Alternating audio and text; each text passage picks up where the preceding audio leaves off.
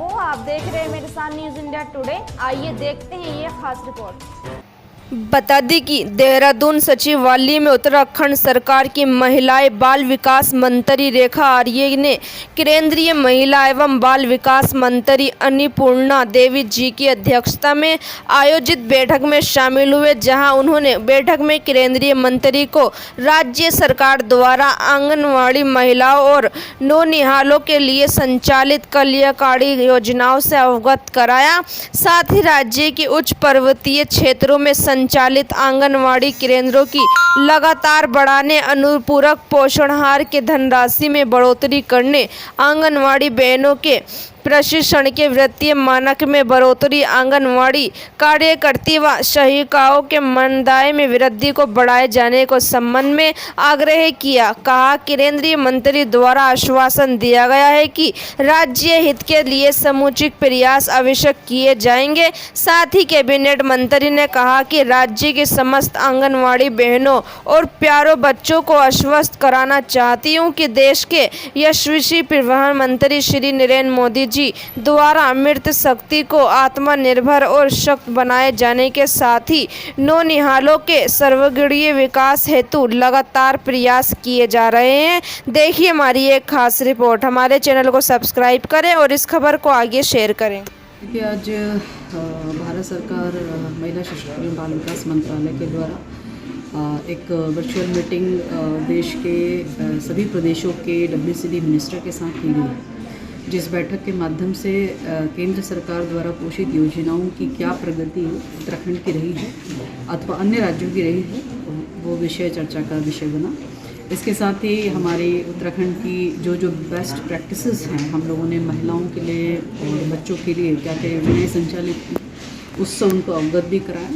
साथ ही प्रदेश में जो समस्याएं अथवा चुनौतियां योजनाओं को लेकर है, उसमें हमें लगता है कि इन चीज़ों में संशोधन किया जाना चाहिए या उसे ठीक किया जाना चाहिए। उन समस्याओं और सुझावों को भी उनसे अवगत कराया। उदाहरणतः है, हमारे यहाँ पर आंगनबाड़ी भवनों को निर्माण के संदर्भ में 12 लाख की धनराशि दी जाती है, जिसमें 12 लाख की धनराशि में केंद्र सरकार की ओर से 4 लाख की धनराशि दी जाती है और 4 लाख की धनराशि जो है राज्य सरकार के द्वारा दी जाती है। शेष धनराशि मनरेगा के माध्यम से की जाती है। तो जिसमें एक दिक्कत ये आती है कि 12 लाख से आंगनबाड़ी केंद्र का भवन का निर्माण हो पाना, खासकर पहाड़ी जनपदों में ट्रांसपोर्टेशन से लेकर कई अन्य दिक्कतें हैं, तो उसके कारण से वो लागत बढ़ जाती है और कहीं पर निर्माण हो पाता है, कहीं पर निर्माण नहीं हो पाता। उसके लिए माननीय मंत्री जी से अनुरोध किया है कि हिमालय स्टेट में विशेष छूट दी जाए और ख़ासकर जो हमारे सीमावर्ती जनपद हैं, जो कि अन्य देशों के साथ में किसी न किसी रूप में जुड़े हुए हैं, वहाँ पर ज़रूर विशेष छूट दी जाए और आंगनबाड़ी भवनों के लिए 25 लाख रुपए तक की धनराशि जो है वो स्वीकृत की जाए। दूसरा, विगत कई वर्षों से लगभग 7 वर्ष ऐसे हो चुके हैं जिसमें हम टेक होम राशन जो हमारे गर्भवती महिला हो, गर्भधात्री महिला हो अथवा हमारे बच्चे हों, उनके लिए जो टेक होम राशन की जो व्यवस्था है, उसकी जो दरें हैं, जिसमें हमारे को प्रोटीन भी सुनिश्चित करना है, जिसमें हमारे को माइक्रो न्यूट्रिएंट्स भी उसमें हमें रखना है, जिसमें हमें कैलोरी भी मेंटेन करना है, तो जो उसकी धनराशि है जो कि 7 वर्षों से नहीं बढ़ी है, तो इसलिए वो एक अपने आप में बड़ी चुनौती है और उस चुनौती के कारण उतना सुनिश्चित कर पाने संभव नहीं हो पा रहा है व्यवहारिक रूप से। वह माननीय मंत्री जी को अवगत कराया है कि साल दर साल इन दरों में जो है वो बढ़ोतरी होनी चाहिए, चेंजेस होने चाहिए, इस बात का निवेदन किया है। इसके साथ ही हमारी आंगनबाड़ी बहनों का प्रशिक्षण विगत कई वर्षों से लंबित है और वह प्रशिक्षण के लिए लगातार हम लोग विभाग विज्ञप्ति निकलता है, लेकिन चूँकि प्रशिक्षण की भी जो दरें निर्धारित की हैं भारत सरकार की ओर से, तो उन दरों पर कोई भी व्यक्ति इसमें टेंडर में पार्टिसिपेट नहीं करता, जिसके कारण से आंगनबाड़ी बहनों के प्रशिक्षण अभी तक नहीं हो पाया है,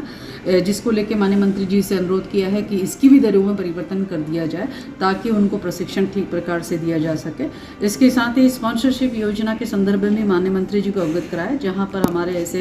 ऐसा परिवार जो कि विधवा महिला हो जाती है, ऐसा परिवार जिसकी आर्थिक न्यूनतम आय 4000 महीने हैं या ऐसी आपदा की स्थिति आ जाए, तो ऐसे बच्चे जो कि किसी भी रूप में माँ बाप से वंचित हो जाए अथवा माँ बाप में एक से वंचित हो जाए अथवा उनके यहाँ आय की कोई साधन ही ना हो, तो उस परिप्रेक्ष्य में मात्र 4000 के आय के अंतर्गत उन बच्चों को कवर करते हुए उनको 2000 रुपये प्रतिमाह 18 वर्ष तक दिए जाना भारत सरकार की स्पॉन्सरशिप योजना के द्वारा की जाती है, जिसमें भारत भारत सरकार ये कह रही है कि विधवा महिलाओं के बच्चों को प्राथमिकता में कंसिडर किया जाए, जिसको लेकर हमारे को जो टारगेट मिला है वो कम मिला है, उसके लिए मैंने अनुरोध किया।